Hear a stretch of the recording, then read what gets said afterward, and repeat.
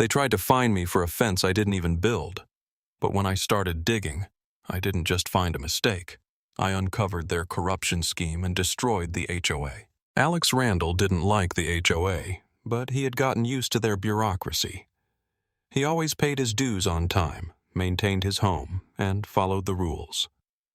Everything was going smoothly until one morning when he found an official notice with the HOA logo in his mailbox. Opening the envelope, he expected yet another newsletter with meeting reminders or rule updates. Instead, his eyes froze on the fine amount, $4,500 for an illegal fence. The HOA demanded that he remove the structure within 14 days or face additional penalties. Alex reread the letter multiple times, but it didn't make sense. He hadn't installed any new fences. The only fence on his property had been there since before he bought the house 3 years ago. In fact, he wasn't even sure who owned it. The property line ran right behind him, and the fence seemed to be part of the neighborhood's original layout. He checked the HOA website for the updated regulations they referenced. Sure enough, a few months ago, the association had revised its standards. All fences now had to match a uniform style and color, but this rule only applied to new installations. Nowhere did it state that pre-existing fences had to be removed. Hoping for a simple clarification, he called the HOA office. The representative seemed almost rehearsed for such inquiries. There was no hesitation in their voice. The fine was entirely valid. The fence was on his property, and that meant it was his responsibility. No discussion allowed. Alex wasn't about to let this slide. The next day, he went to the HOA office in person. The administrative building was exactly what one would expect.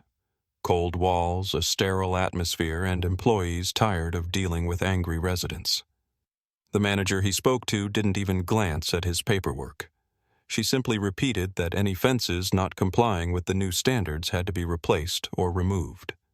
He tried to explain that the fence had been there for over 10 years, that he had nothing to do with its installation, but it didn't matter. The HOA's internal rules trumped logic. On the way home, his frustration turned into suspicion. Why was he fined specifically? There were plenty of other fences in the neighborhood, yet the HOA targeted his. He decided to talk to his neighbors. The first house he approached revealed that he wasn't the only victim. 2 months earlier, his neighbor Dan had received the same fine and, unwilling to fight it, had replaced his fence at his own expense. Another resident, Mrs. Harper, had tried to challenge the fine but was threatened with additional penalties and a potential lawsuit. Alex started to realize this wasn't just a bureaucratic mistake. The HOA was deliberately targeting homeowners with fines, forcing them to either pay massive amounts or use a recommended contractor for fence replacements. When he asked who was handling the new installations, all his neighbors named the same company. A quick online search revealed that it was owned by the HOA president's husband. Now everything was clear. This wasn't just a random fine. It was a calculated scheme. The HOA was using the new regulations as an excuse to force homeowners into replacing their fences through a connected company, raking in thousands of dollars in the process. Alex was certain now he wasn't going to just pay the fine. If they thought they could break him that easily, they were dead wrong. He wasn't just going to get his money back. He was going to destroy their entire scheme. Alex knew the HOA wouldn't stop. Now that he had refused to comply, he expected retaliation. And it didn't take long to arrive. A few days later, another notice appeared in his mailbox. His fine had increased to $6,000 for failure to comply. The letter also warned that if the fence wasn't removed soon, he could face additional penalties and even a lawsuit from the HOA. Then came the subtle but obvious intimidation tactics. One morning, Alex found a parking violation notice on his car, even though it was parked in his own driveway. Later, he spotted 2 HOA employees standing outside his house with tablets, taking notes and photographing his yard. Soon after, he received another notice, this time for poor lawn maintenance. But the real shift came when he tried to talk to his neighbors again. The last time, people had openly shared their experiences. Now, many refused to speak.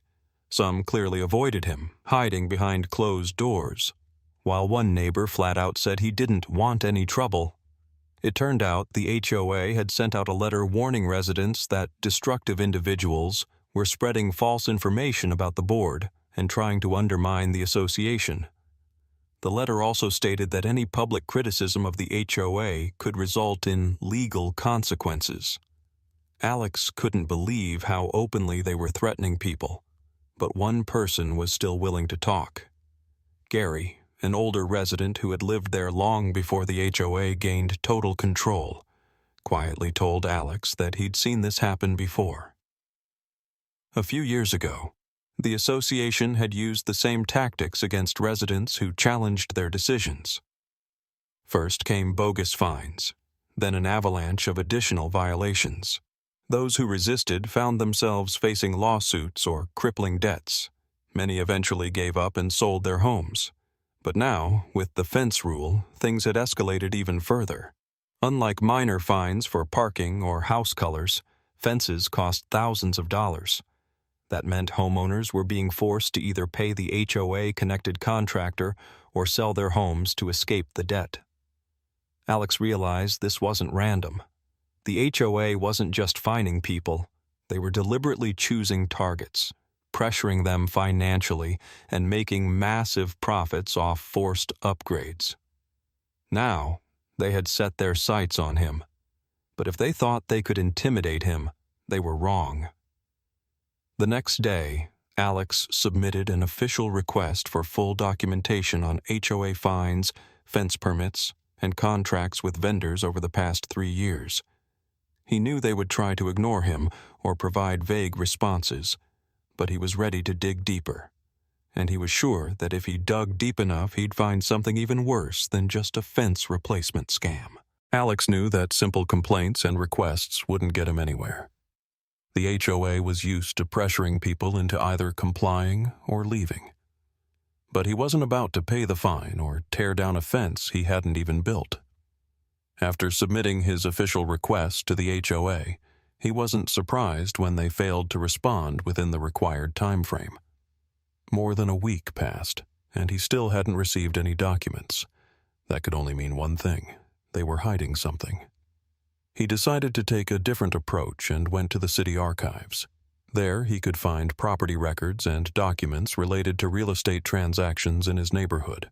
He wanted to see how often the HOA had interfered in such matters and how widespread their forced fence replacement tactics really were.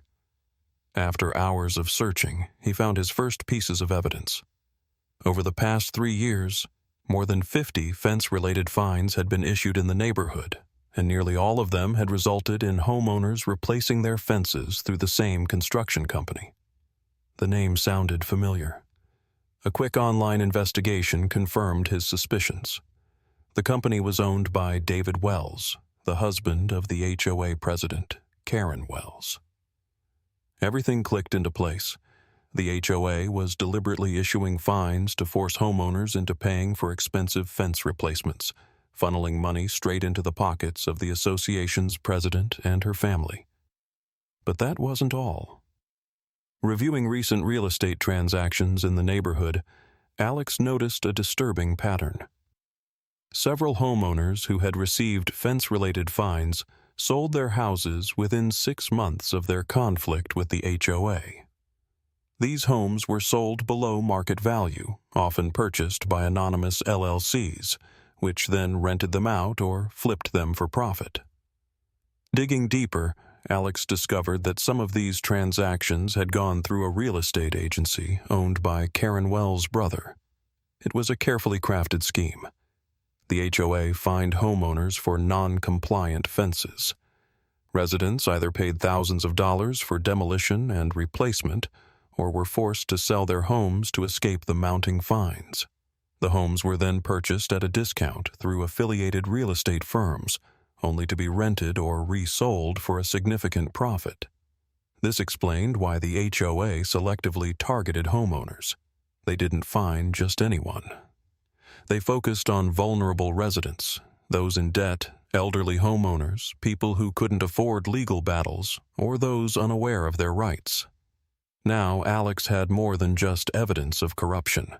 He had uncovered a massive scheme of forced evictions and real estate fraud. But to prove it, he needed more witnesses. He met with Gary and other neighbors who had been fined. They weren't surprised to hear about the HOA's connections to contractors and real estate firms. However, some were still afraid to speak out, fearing retaliation. But fear was starting to fade.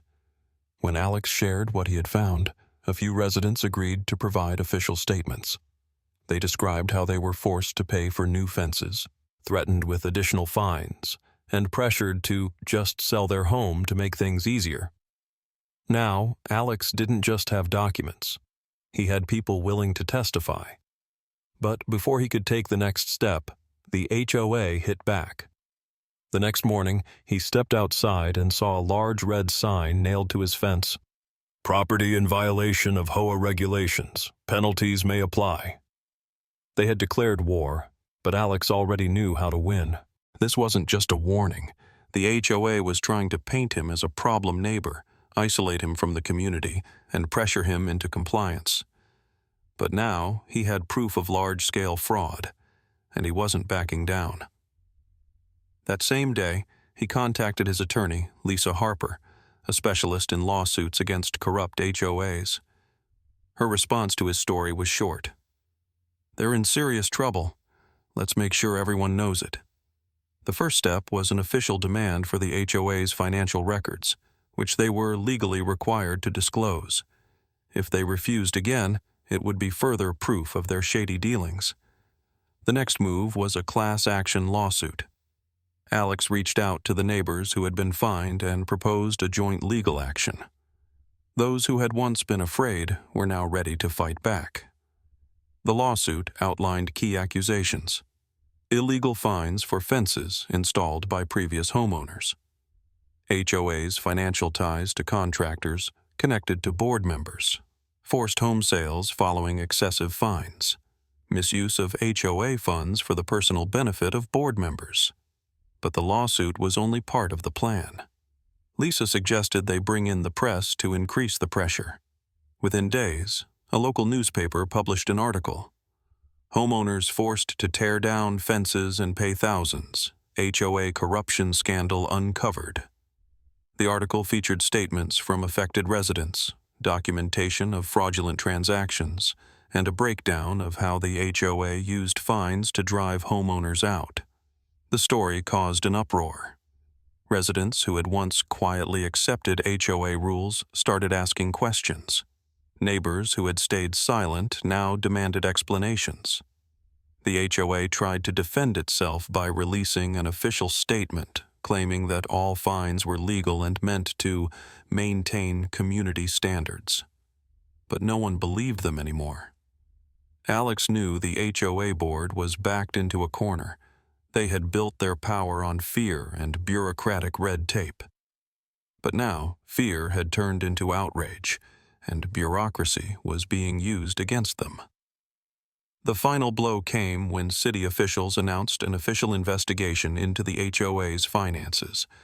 Under public and media pressure, the local government ordered a full audit of the HOA's financial transactions from the past 5 years. The HOA now had two choices: admit guilt or take desperate measures to protect their power. Alex knew they wouldn't go down without a fight, but he was ready for the final strike. Chapter 5. The Fall of the HOA. After the HOA corruption scandal became public, tensions in the community escalated daily. Newspaper articles, a government investigation, and the class action lawsuit created immense pressure that the HOA board couldn't handle. But instead of admitting guilt, they made one last desperate attempt to hold on to power. A week after the exposé, Alex received a new fine notice. This time, the HOA was demanding $12,000 for public statements damaging the community's reputation. The letter also warned that if he didn't pay, his home could be subject to forced sale. It was pure retaliation. The HOA was hoping that by threatening him aggressively enough, he would back down. But now, Alex wasn't alone. That same day, attorney Lisa Harper organized an emergency homeowner meeting at the local town hall. More than 50 residents packed the room, neighbors who had been unfairly fined, journalists, and local officials. When Alex stepped forward and laid out the HOA's financial records, contractor deals, and evidence of the fence fine scam, the room erupted in outrage. Residents stood up and demanded answers. Where had the HOA's money gone? Why were only certain homeowners fined while others weren't? Why were parking spots and fences being reassigned in favor of certain individuals? HOA President Karen Wells had no answers. Her face flushed red, her voice trembled as she weakly insisted that all rules were enforced in the community's best interest. But no one believed her anymore. A few days later, investigators arrived at the HOA office with a warrant to audit all financial records. And a week after that, the entire HOA board resigned.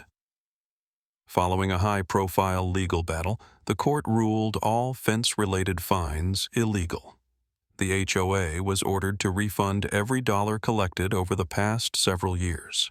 The scandal dominated local news, and government officials rewrote the laws to prevent HOAs from abusing their power in the future.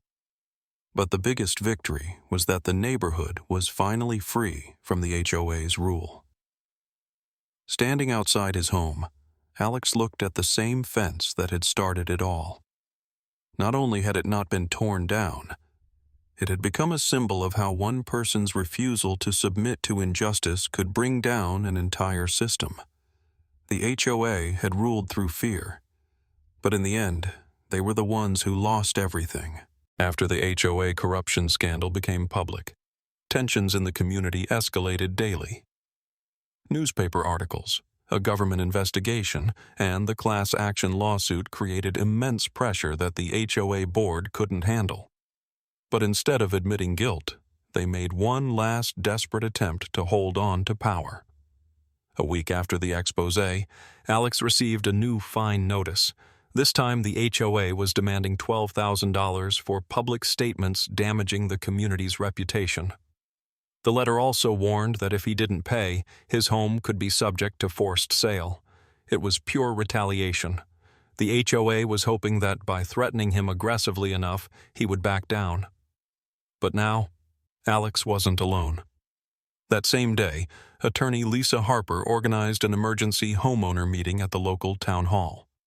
More than 50 residents packed the room, neighbors who had been unfairly fined, journalists, and local officials.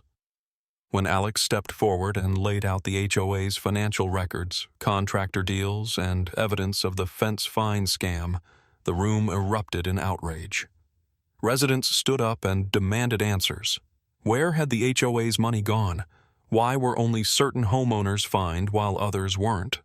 Why were parking spots and fences being reassigned in favor of certain individuals? HOA President Karen Wells had no answers. Her face flushed red. Her voice trembled as she weakly insisted that all rules were enforced in the community's best interest. But no one believed her anymore. A few days later, investigators arrived at the HOA office with a warrant to audit all financial records. And a week after that, the entire HOA board resigned. Following a high-profile legal battle, the court ruled all fence-related fines illegal. The HOA was ordered to refund every dollar collected over the past several years. The scandal dominated local news, and government officials rewrote the laws to prevent HOAs from abusing their power in the future. But the biggest victory was that the neighborhood was finally free from the HOA's rule. Standing outside his home, Alex looked at the same fence that had started it all. Not only had it not been torn down, it had become a symbol of how one person's refusal to submit to injustice could bring down an entire system. The HOA had ruled through fear, but in the end, they were the ones who lost everything.